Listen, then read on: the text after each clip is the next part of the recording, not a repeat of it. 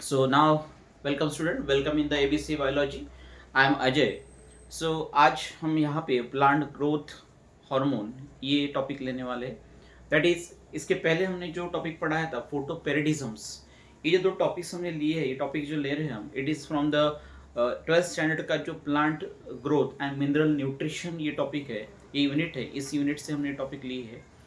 बहुत से स्टूडेंट को ये टॉपिक हार्ड जाते हैं, तो आपने अगर ये वीडियो लास्ट तक अगर देखा, ये 5 to 7 मिनट्स का जो वीडियो है, आपने अगर लास्ट तक अगर देखा तो आपको पूरा ग्रोथ हार्मोन जो टॉपिक है ये आपको क्लियर हो जाएगा.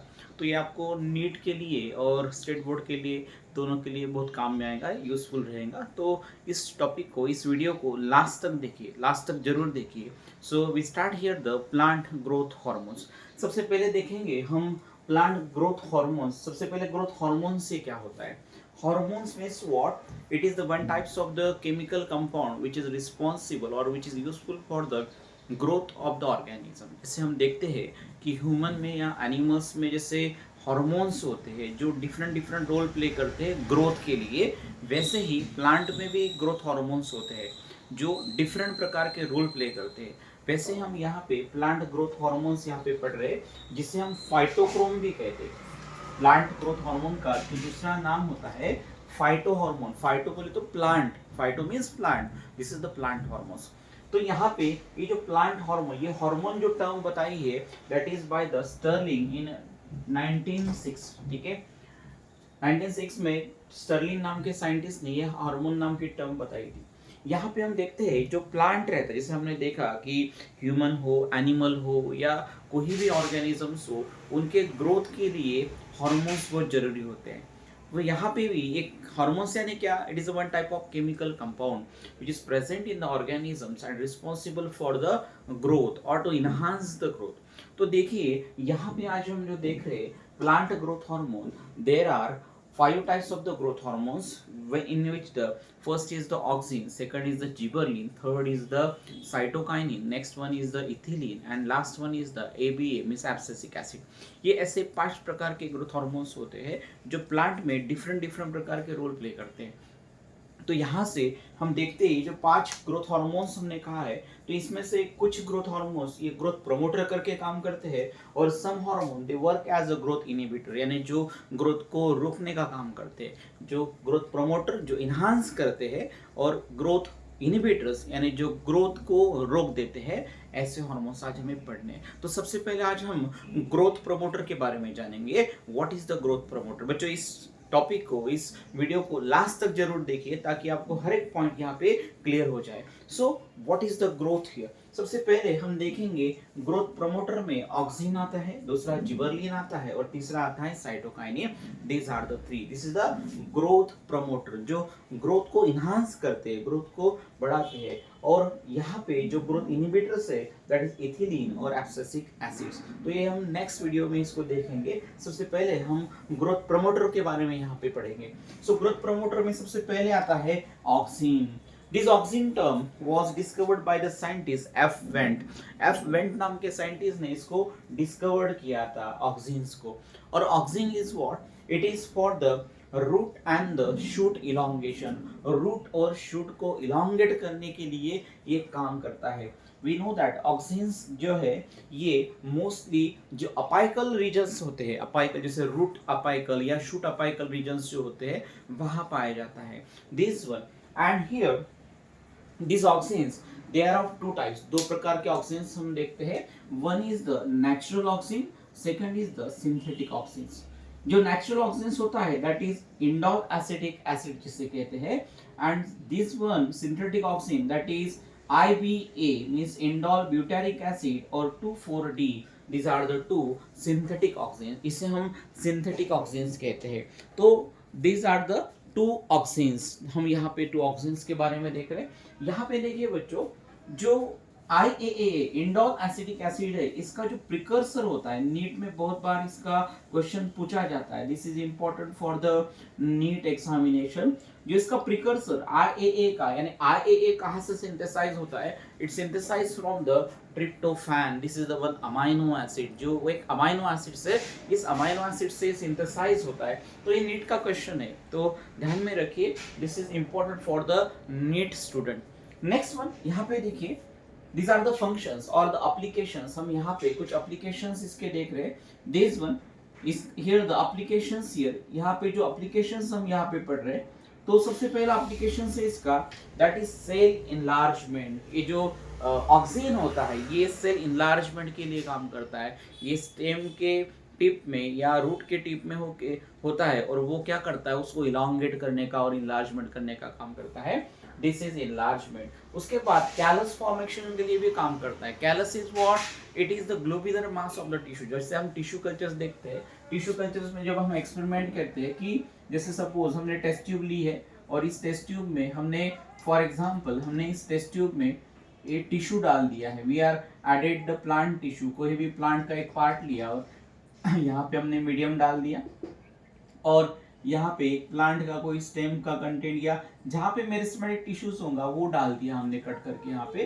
तो यहाँ पे ऐसा एक ग्लोबुलर मास फॉर्म होता है जिसे हम कैलस कहते हैं, वी कॉल कैलस, जिसे हम कैलस कहते हैं। So callus is what, is the globular mass of the tissue. Tissue का जो सेल का एक ग्लोबुलर मास होता है उसे हम कहते हैं कैलस। सो ये कैलस फॉर्मेशन के लिए, यानी टिश्यू कल्चर में जो कैलस फॉर्मेशन होता है उसके लिए भी काम करता है। उसके बाद induce the parthenocarpy. Parthenocarpy means what, the process of formations of the fruit without fertilizations, जिसे हम पार्थिनोकार्पी कहते हैं। तो पार्थिनोकार्पी को अगर इंड्यूस करना है, फॉर एग्जांपल ऑरेंज में, ग्रेप्स में या बनाना में, तो ये भी काम यही करता है। दैट इज, अगर हम इसको इंड्यूस करते हैं पर्टिकुलर या इंट्रोड्यूस करते हैं ऑक्सीजन को, और ऑक्सीजन के ट्रीटमेंट देते हैं ऑरेंज को, ग्रेप्स को और बनाना को, तो ये पार्थिनोकार्पी भी करता है। So remember this students.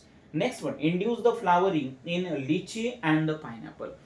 Pineapple और लीची, ये जो पर्टिकुलर प्लांट्स होते हैं, इनमें फ्लावरिंग का भी काम करता है। अगर हमने ऑक्सीजन की ट्रीटमेंट अगर इसे दी तो ये फ्लावरिंग का भी काम करता है। Next one, it breaks the seed dormancy. देखिए बच्चों, ये सीड डॉर्मेंसी को ब्रेक करता है। What is the meaning of seed dormancy? यहाँ पे सीड डॉर्मेंसी का मीनिंग है, seed dormancy means what, here seed is unable to grow in favor of or in case of the favorable condition।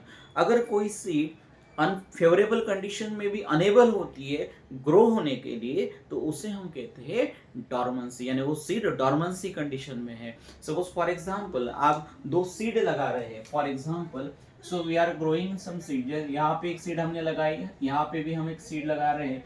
तो यहाँ पे एक सीड जो है, सीड वन, ये जो है ये प्रॉपरली ग्रो हो रही है, दोनों को भी हमने सेम इन्वायरमेंट प्रोवाइड किया है। बट सीड बी जो है, it is unable to grow.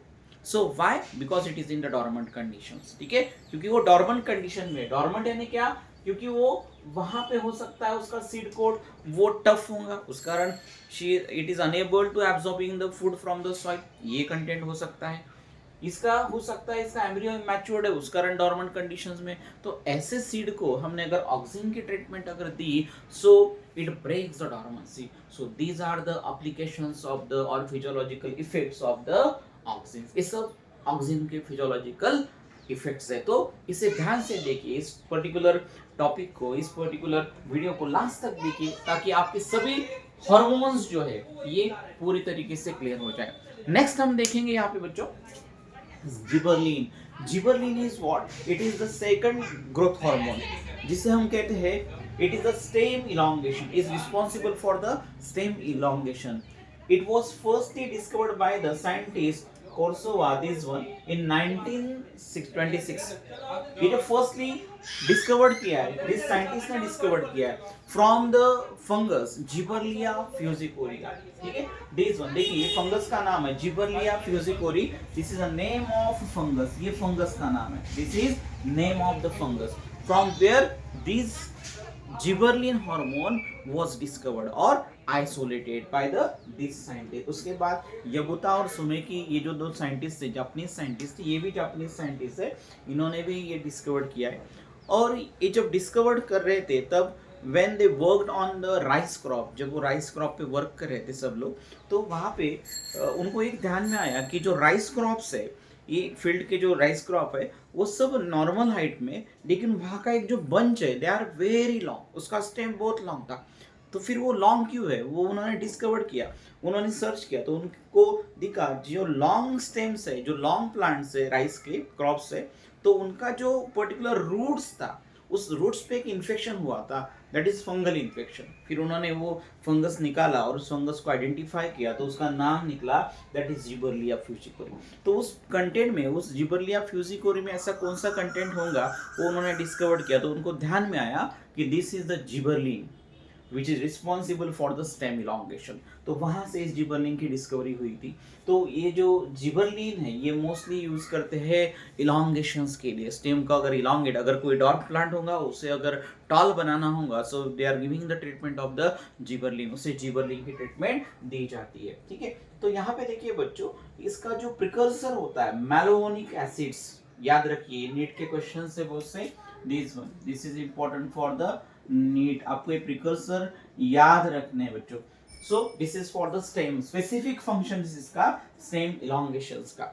उसके बाद it brokens the dormancy of the birds, birds की डॉर्मेंसी ब्रोकन करता है ये। अगर हम जिबरलिन की, अगर कोई बर्ड ग्रो नहीं हो रहा है, तो उसका फ्लावरिंग नहीं हो रहा है, तो हम we are giving the treatment of the gibberellin. Main function है इसका स्टेम इलांगेशन, लेकिन स्टेम इलांगेशन के साथ साथ ये बाकी भी काम करता है।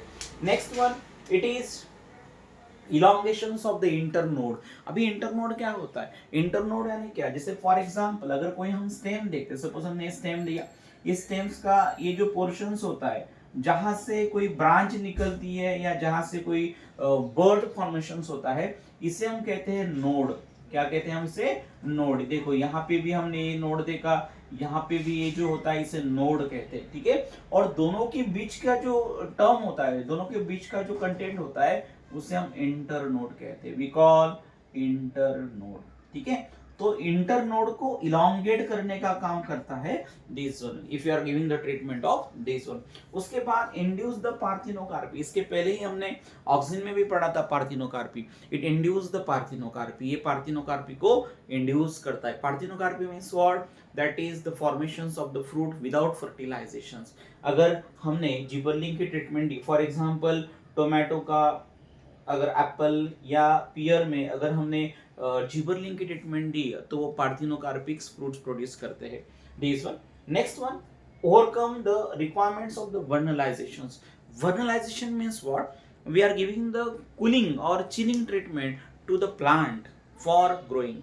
प्लांट को हम एक कूल टेम्परेचर में रखते हैं, बहुत कूलिंग में रखते हैं फॉर द ग्रोइंग, तो इसको हम वर्नलाइजेशंस कहते हैं। अगर किसी प्लांट की ग्रोथ नहीं हो रही तो उसे हम चिलिंग कंडीशन या उसे कूलिंग कंडीशंस प्रोवाइड करते हैं, उसे वर्नलाइजेशंस करते हैं। लेकिन अगर जिबरलिन अगर होगा तो जिबरलिन इससे ओवरकम कर लेता है, there is no requirements of the vernalization if you are giving the treatment of the gibberellin. उसके बाद हम देखेंगे बच्चों, यहाँ पे it delay the senescence. Senescence का मीनिंग होता है that is ageing.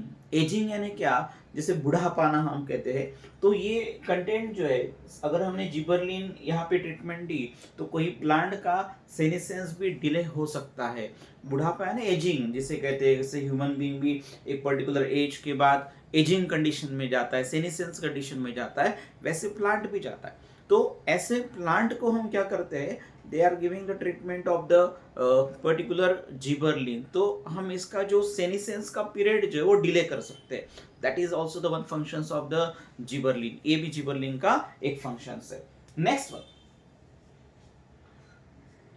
Prevents the abscission. Abscission prevent करना यानी क्या करना, एबिसिएशन का मीनिंग होता है पत्ते झड़ना, पानं गळणे ज्याला म्हटलं जातं। तर सो आपण हम अगर हमने इसको जिबरलिन की ट्रीटमेंट दी, अगर फॉर एग्जांपल किसी प्लांट के अगर पत्ते झड़ रहे हैं, पानं पडतायत, तर त्यावेळेला जर आपण जिबरलिनची ट्रीटमेंट जर दिली, so what happens, it delay this one, ये इसको डिले कर सकता है। तो these are the functions or these are the applications of the gibberellin. Clear? तो देखिए बच्चों, यहाँ पे हमने दो हार्मोन्स देखे, उसके बाद हम देखेंगे that is cytokinin. This cytokinin, this term was given by the scientist Letham. Letham नाम के एक साइंटिस्ट थे जिन्होंने ये टर्म बताई थी, और इट वाज फर्स्टली आइसोलेट और डिस्कवर्ड बाय द स्कूब और मिलर नाम के इन 1954 में इसको डिस्कवर्ड किया था, इसको आइसोलेट किया था फ्रॉम द कोकोनट मिल्क से when they work on the tissue cultures of the tobacco. Tobacco का जब टिश्यू कल्चरिंग शुरू था तो उन्होंने उस मीडियम में कोकोनट मिल्क डाला जिसमें साइटोकाइनिन था, तो वहां से दे आर डिस्कवर्ड, तो वहां से साइटोकाइनिन का डिस्कवरी हुआ था। तो उसका एक साइटोकाइनिन का एग्जांपल है काइनेटिन्स नाम का।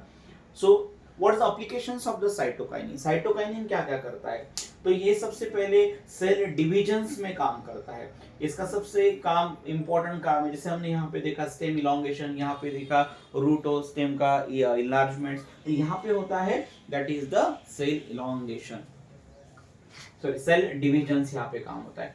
तो ये सेम ऐसे काम करता है, ये भी डिले द सेनिसेंस को डिले करता है, यानी एजिंग प्रोसेस को डिले करता है, डिले द एबिसिएशंस और ब्रेक द सीड डॉर्मेंसी। ये सेम फंक्शंस हम यहाँ पे मोस्ट ऑफ द देखते हैं। तो एक डिफरेंट फंक्शन जो है that is the cell division. तो देखिए बच्चों, ये हमने तीन हार्मोन्स यहाँ पे देखे, दैट इज जिसे हम ग्रोथ हार्मोन्स कहते हैं। तो these are the growth promoters, इसे हम ग्रोथ प्रोमोटर्स कहते हैं। इसके बाद हम देखेंगे कि ग्रोथ इनिबिटर, जो ग्रोथ को इनिबिट करते, तो ये ग्रोथ इनिबिटर्स में एक इथिलीन और एक एबीए ऐसे दो हार्मोन्स होते हैं। तो ये हम हमारे नेक्स्ट वीडियो में इसको पूरी तरीके से क्लेरिफाई करेंगे। तो ये टॉपिक जो है this is very important for the NEET student और द स्टेट बोर्ड स्टूडेंट्स, ठीक है। तो बहुत से बच्चों को ये टॉपिक हार्ड जाता है, तो अगर इस वीडियो को आपने लगभग 10 मिनट्स का होगा, तो इस वीडियो को अगर आपने देखा तो आपके पूरे टॉपिक क्लियर हो जाएंगे। सो अगर आपको कोई डिफिकल्टी होंगी इसमें, अगर कोई टॉपिक्स नहीं समझा होगा, किसी पॉइंट को नहीं समझे होंगे आप, तो कमेंट बॉक्स में ज़रूर लिखिए, ताकि हम नेक्स्ट वीडियो में वो जो कंटेंट आपको नहीं समझा है वो पूरी तरीके से आपके सामने ला सके। सो अगर एक वीडियो आपको अच्छा लगा होगा तो इसे शेयर कीजिए, सब्सक्राइब कीजिए, लाइक कीजिए। So we will continue in the next video. So thank you.